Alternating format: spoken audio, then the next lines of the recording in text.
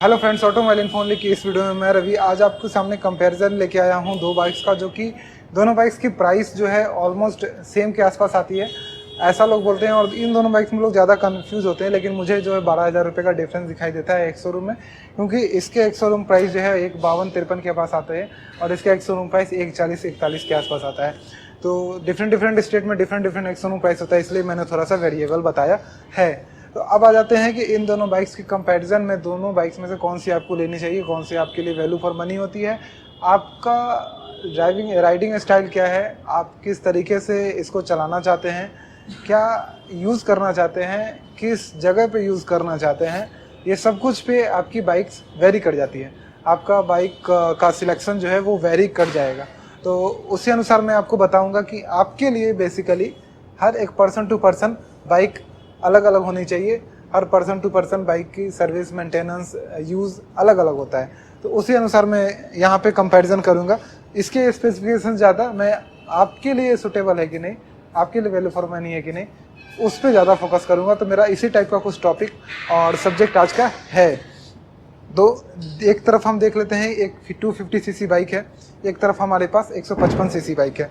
दोनों की इंजन को हम मेन मेज़र करेंगे यहाँ पे सबसे पहले, क्योंकि एक बाइक हम लेते हैं जब 150 से 250 सीसी सेगमेंट की बाइक लेते हैं, तो हमारे दिमाग में एक चीज़ रहती है कि हमें थोड़ा सा परफॉर्मेंस भी चाहिए अपन को। तो परफॉर्मेंस नहीं मिलेगा तो थोड़ा सा क्या है कि अब इतना हम पैसे लगाएंगे, 1,82,000 रुपया या फिर 1,70,000 रुपये या 72,000 रुपये लगाएंगे, तो हमें कुछ उसमें मिलना भी चाहिए, बेनिफिट, बेसिकली अच्छा बेनिफिट होना चाहिए। तो जैसा कि इसका इंजन है 250 सीसी का, तो ये एक नॉर्मल इंजन है 250 सीसी का, जो कि 20.8 पीएस का पावर और 20.2 न्यूटन मीटर का टॉर्क देती है। इसमें आपको 5 गियर मिलते हैं, इसमें आपके स्लीपर क्लच नहीं है, लिक्विड कूलिंग नहीं है, ठीक है। ये एक इंजन आपको मिल जाता है, जिसका एक टॉप स्पीड जो है 140 से 45 के बीच में आता है टॉप स्पीड। इसका भी टॉप स्पीड आपको 140 से 45 के बीच में आता है।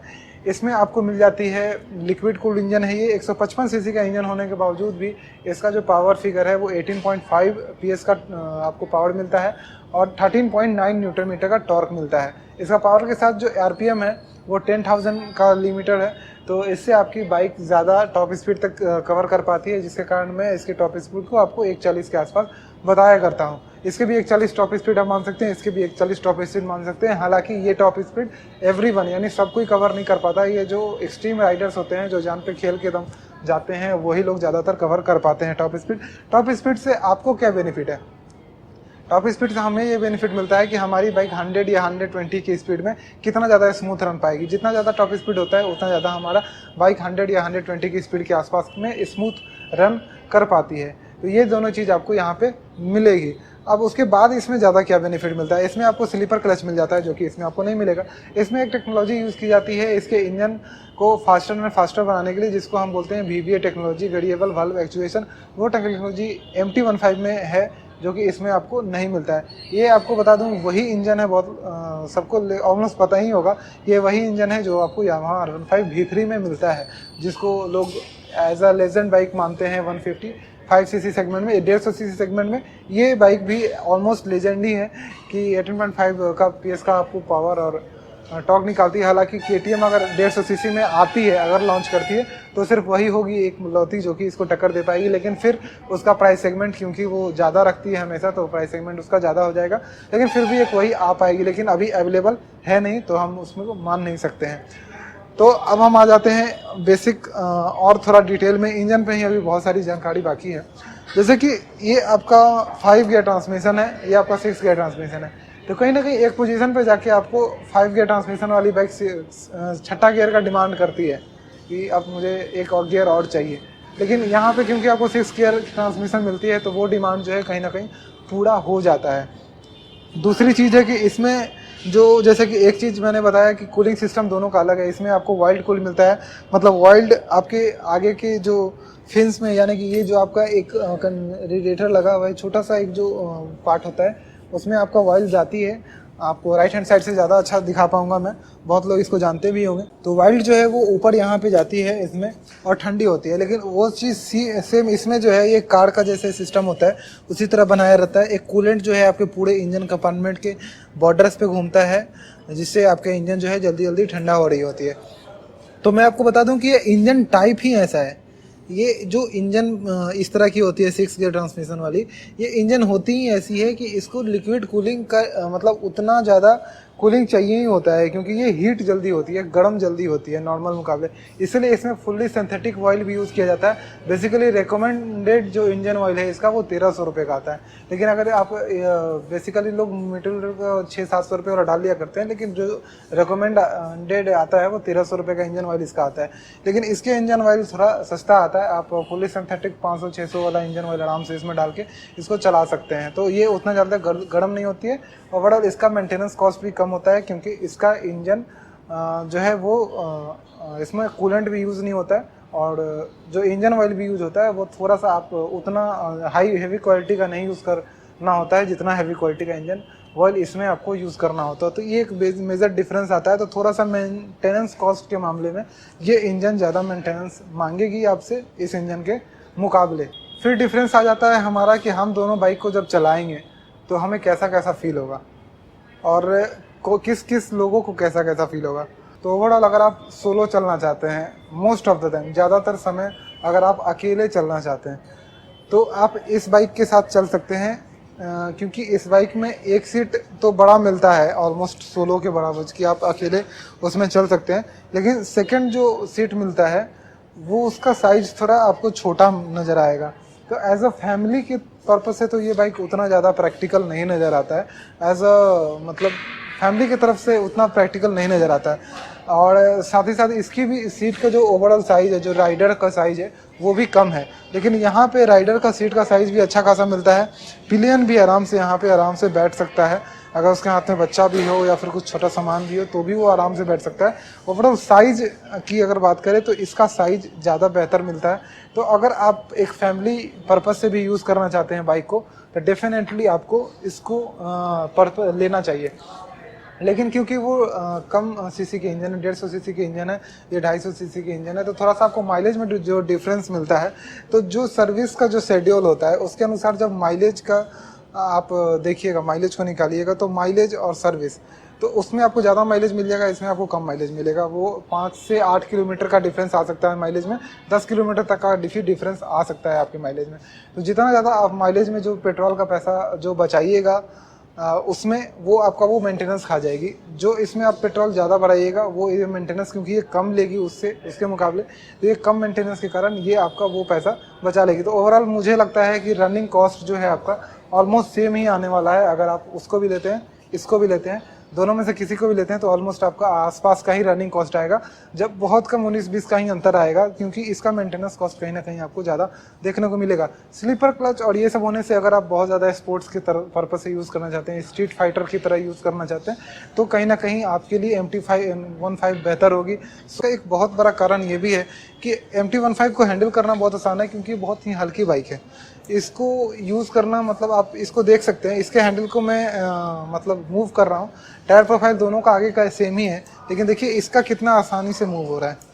और इवन चलाने में भी ये मतलब अगर ट्रैफिक में बहुत ज़्यादा आपको चलाना है ना, तो ये बहुत ही अच्छा परफॉर्मेंस देती है। लेकिन अगर आपकी इसके हैंडल को मैं मूव करूँ, ये थोड़ा सा देखिए आप, काफ़ी ज़्यादा ये भारी महसूस होती है, क्योंकि इसका वज़न भी ज़्यादा है, तो ये भारी भी महसूस होती है। तो एक और थोड़ा सा इसमें आपको बता दूंगा डिफरेंस, कि अगर आपका खुद का वेट कम है, जैसे कि मैं अगर प्रेफर करूंगा तो मैं MT-15 को लूँगा, क्योंकि मेरा वेट कम है। थोड़ा सा पीछे कुछ इसमें कुछ जो इस तरह की चीज़ें लगा दूंगा ताकि ये फैमिली के पर्पज़ से भी यूज हो पाए। लेकिन अगर मेरा वेट ऑलमोस्ट 70 kg प्लस होता तो मैं FZ को प्रेफर करता है, FZ को लेना पसंद करता है, क्योंकि इसकी एक तो सीट की साइज विड्थ जो है वो ज़्यादा है, तो मुझे बैठने का स्पेस ज़्यादा मिलेगा। ओवरऑल गाड़ी ज़्यादा बड़ी है तो मेरे बॉडी के अनुसार गाड़ी सूट करेगी। इस पर अगर 70-80 kg का आदमी अगर इस पर बैठेगा तो आदमी बड़ा लगेगा, गाड़ी छोटी लगेगी। इस पर अगर मैं बैठूंगा तो मैं छोटा लगूंगा, गाड़ी बड़ी लगेगी। ठीक है, तो दिखने में भी तो अच्छा लगना चाहिए ना अपने को ऑलमोस्ट। तो ये एक बहुत बड़ा फैक्टर आ जाता है जो कि जिसको मैं समझता हूँ। तो MT-15 कहीं भी आप अगर लीजिएगा तो MT-15 में आपको बेहतर कंफर्ट मिलेगा अगर आप ट्रैफिक में चलाइएगा, अगर आपका खुद का वेट कम है, क्योंकि इसका वेट आता है 139 kg फुल पेट्रोल टैंक में पूरा पेट्रोल भर दीजिए, फिर आपके जो है इंजन ऑयल इसमें डाल दीजिए, जब इसका वेट उतना आता है, अगर ये सब निकाल दीजिए तो इसका वेट 131 kg के आसपास है। तो ये बहुत ही हल्की बाइक है। तो हल्के पर्पज़ से अगर आपको यूज़ करना हो, अगर बाइक हल्की यूज़ करनी हो तो मैं MT-15 प्रेफर करूँगा। अगर मेरे जैसा आपका साइज़ वाइज है, समझ लीजिए आप, ठीक है, आपका वजन अगर 55 kg के आसपास का है, 55-60 kg के आसपास का है, तो आप MT-15 को ज़्यादा प्राइमरी में रख सकते हैं। और उसमें अब कुछ चीज़ें आती हैं इसमें, अब जो है आपको अमेजोन पे सेल आउट हो रही है, उसमें आप इसको ऐसे लगाइएगा तो पूरा यहाँ तक जो है आपका एक बेस बन जाएगा, जिसे एज अ फैमिली के पर्पज़ से भी आप लिटिल बिट यूज़ करना चाहते हैं तो हो सकती है। क्योंकि इसका मेन डिसएडवांटेज जो है वो इसका रियर का सीट ही है। तो इसका रियर का अगर सीट बेहतर रहता ना तो उसको मैं प्रेफर भी नहीं करता आपको, क्योंकि इसका जब माइलेज जब ज़्यादा मिलेगा ओवरऑल, तो जैसे कि एक बार जो मेंटेनेंस कॉस्ट आप 1000 रुपये 2000 जितना भी लगता है बंदा दे देता है। वैसे मेंटेनेंस कॉस्ट उतना जाता नहीं है, 500 600 700 के 800 रुपये के आसपास जाता है, लेकिन जो भी मेंटेनेंस कॉस्ट लगे एक बार में बंदा दे देता है। लेकिन माइलेज जो है वो डेली आप जो पेट्रोल भराते हैं और जल्दी अगर पेट्रोल ख़त्म हो तो वहाँ कहीं ना कहीं थोड़ा सा दिमाग में एक क्लिक देता है कि यार बहुत पी रही है, तो वो चीज़ इसमें आपको महसूस होगा, क्योंकि ये पिएगी, डेफिनेटली पिएगी और ये आपको ज़्यादा माइलेज देगी। इवन आपको ये भी बता दूं कि 150 सीसी सेगमेंट में ये अपने आप में काफ़ी ज़्यादा अच्छा माइलेज देती है। अगर आप 100 की स्पीड को क्रॉस नहीं करिएगा, ऑलमोस्ट अगर 80 को भी क्रॉस नहीं करते हैं तो आपको ये 50 प्लस का माइलेज देती है, अगर आप 80 के स्पीड को क्रॉस नहीं करते हैं। लेकिन अगर आप उसी चीज़ को अगर इसमें कीजिएगा तो आपको 35 के आसपास का ही माइलेज मिलेगा, तो कहाँ 50 कहाँ 35, तो ये चीज़ आपको डिफरेंस आपको मिलेगा। तो पैसे कम लगाने हैं, एक शोरूम प्राइस क्योंकि वो भी कम है, ऑन रोड प्राइस में भी आपको 1,70,72 में होगी, 1,80,82 में होगी, तो ऑन रोड प्राइस कम लगाना है और ये भी कम करना है। तो दोनों चीज़ के मामले में अगर देखें तो MT-15 ज़्यादा बेहतर नज़र आती है। नंबर ऑफ सेल्स फिगर की बात करें तो MT-15 का सेल्स फिगर FZ से ज़्यादा है, मतलब ये ज़्यादा लोग पसंद कर रहे हैं, ज़्यादा लोग ले रहे हैं, मार्केट ज़्यादा बना रही है, यानी कि ओवरऑल मैकेनिक के हाथ में ये ज़्यादा बाइक जम रही है, पब्लिक के हाथ में ज़्यादा बाइक जम रही है, नज़र में ज़्यादा जम रही है। तो रीसेल वैल्यू जब आप OLX पे कोई बाइक डालते हैं, ठीक है, तो जो बाइक्स ज़्यादा बिकती है ना उसका डिमांड ज़्यादा आता है, तो आपको ज़्यादा ऑफर मिलेंगे, इतना में हमको दे दीजिए, उतना में हमको दे दीजिए। लेकिन जो बाइक कम बिकती है उसका सेल्स फिगर काफ़ी कम है, तो उन बाइक्स का एक तो प्राइस भी कम लगता है, यानी कि रीसेल वैल्यू भी कम हो जाएगा इसके मुकाबले। तो वो भी आपको एक डिसएडवांटेज या फिर जो भी बोले, मैं मतलब बता रहा हूँ, समझा रहा हूँ, तो समझ लीजिए इस बात को। इसका रीसेल वैल्यू इससे कम होगा, जबकि इसका एक्स शोरूम प्राइस इससे ज़्यादा है, इससे ज़्यादा है इसका एक्स शोरूम प्राइस। ओवरऑल बाकी यही चीज़ है, फीचर स्विचेस मैं उतना नहीं फोकस करता हूँ, बाकी सब कुछ फाइबर वाइबर का अपर जितना भी आपको मॉडिफिकेशन दिखाई दे रहे होंगे, इसको छोड़ के ये फाइबर वाला पूरा आपको बॉडी यहाँ पे देखने को मिल जाता है। सेफ्टी के पर्पज़ से देखें तो इसमें आपको डुअल चैनल ABS मिलता है, इसमें सिंगल चैनल ABS मिलता है।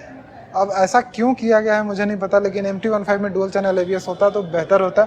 दोनों में डिस्क ब्रेक आगे और पीछे में बराबर है, आगे में 282 है, पीछे में 220 के आसपास का डिस्क ब्रेक मिलता है, तो दोनों में डिस्क ब्रेक आपको बराबर मिलते हैं। टायर साइज़ भी 140 पीछे है दोनों का ही, तो टायर भी जो साइज़ है वो आपको बराबर मिलते हैं। एक चीज़ और थोड़ा सा यहाँ बेहतर किया जा सकता था कि इसको थोड़ा जिस तरह से FZ-25 में है ये कीचड़ गार्ड, जैसे कि आप यहाँ पे देख रहे हैं, उतना बड़ा देता तो शायद यहाँ पे कीचड़ पीछे वाले को कम लगता, लेकिन यहाँ पे ज़्यादा लगेगा। एक जो पीछे का सॉकर सेटअप है उसमें एक मेजर डिफरेंस है, बहुत ज़्यादा डिफरेंस मुझे महसूस होता है। लोग उसको बोलते हैं कि मैं कोई वीडियो देख रहा था, उसमें बोल रहा था कि MT-15 में अगर एडजस्टेबल सॉकर रियर का शॉक एब्जॉर्बर होता तो बेहतर होता, ये शॉक एब्जॉर्बर उतना अच्छा नहीं है भैया। ये शॉक एब्जॉर्बर यूनिट लिंक वाला है, ठीक है, ये जो है ना ये डिफरेंट टाइप का सॉकर ही है। इसको नीचे ग्राउंड से हम दिखाते हैं, जो पूरा बेस ग्राउंड से दिखाइए, तो ये जो चीज़ है ना ये अलग चीज़ है, ये सिस्टम ही अलग है, ठीक है। तो इसका जो फील है ना वो ये नहीं दे पाएगी। हालांकि ये आपको एडजस्टेबल है, जैसे कि यहाँ पे आप देख रहे हैं, इसको एडजस्ट कर सकते हैं, लेकिन इसका जो MT-15 जो फील देगी ना रियर का शॉक एब्जॉर्बर, वो फील आपको FZ-25 नहीं दे पाएगी। तो कहीं ना कहीं MT का जो शॉक एब्जॉर्बर है रियर का वो काफ़ी बेहतर है अगर आपकी हाइट कम है तो इसका एक किट भी आता है, जिससे लोअर किट आता है, उसको आप लगवा सकते हैं। हालांकि मैं रिकमेंड नहीं करता किसी तरह की मोडिफिकेशन को, लेकिन आप लगवा सकते हैं। मेरी हाइट है 5.6। 5.6 में मेरे पैर इसी तरह जमते हैं। अगर आप मुझसे ज़्यादा चौड़े हैं, ज़्यादा वेट के हैं, तो आपके पैर और ज़्यादा ज़मीन पे आएंगे। ऐसे मुझे नहीं लगता कि कहीं पे भी ले जाने में इसको मुझे दिक्कत होगी। कितना भी हैवी ट्रैफिक हो, एज अ 5.6 इंच मुझे चलाने में किसी तरह की दिक्कत नहीं होगी। इवन 5.5 भी रहे तो भी दिक्कत नहीं होगी। अगर थोड़ा सा भी मैं अगर लेफ्ट होता हूँ तो मेरा पैर ज़मीन पे फ्लैट आ जाता है। ये चीज़ सेम टू सेम जैसा कि इसमें हो रहा है, ये FZ में भी हो जाता है, FZ 25 में। लेकिन क्योंकि उसका वेट ज़्यादा है, तो जब आप अपने आगे वाले पैर पे इसको मतलब संभालने की कोशिश कीजिएगा, तो FZ आपको वज़न ज़्यादा देगी, जहाँ से आपको लगेगा कि हाँ थोड़ा सा मुझे अपने पैरों पे वज़न ज़्यादा देना पड़ रहा है, बैलेंस ज़्यादा बनाना पड़ रहा है। तो वेट का एक बहुत बड़ा डिफरेंस आता है। अगर आपका खुद का वेट कम है तो ये डिफरेंस आता है। हाइट कम है तो भी मैं आपको इसी को MT15 को ही लेना जो है प्रेफर करूंगा, कि अगर आपकी हाइट भी कम है। अगर आपकी 5.8 प्लस हाइट है तो आप FZ 25 को ज़रूर ले सकते हैं। तो यही था, बहुत अच्छा चीज़ें, बहुत जो भी मुझे महसूस हुआ, जो भी मुझे लगा कि आप वैल्यू फॉर मनी के हिसाब से जो भी मैं आपको बता सकता था मैंने बताया। अगर इससे ज़्यादा आपको जानकारी चाहिए तो मुझे इंस्टाग्राम पर मैसेज कीजिए। Automobile info only Instagram ID है। और जो अभी मैं जहाँ खड़ा हूँ, और पटना से अगर आप अगर आप पटना से ये वीडियो देख रहे हैं, अगर आपको बाइक लेनी है दोनों में से कोई भी, तो ये यामाहा का कॉन्टैक्ट नंबर आपको डिस्क्रिप्शन में मिलेगा। कोई भी इंक्वायरी करना हो किसी भी तरीके का तो आप वहाँ पे बात कर सकते हैं। Bye bye.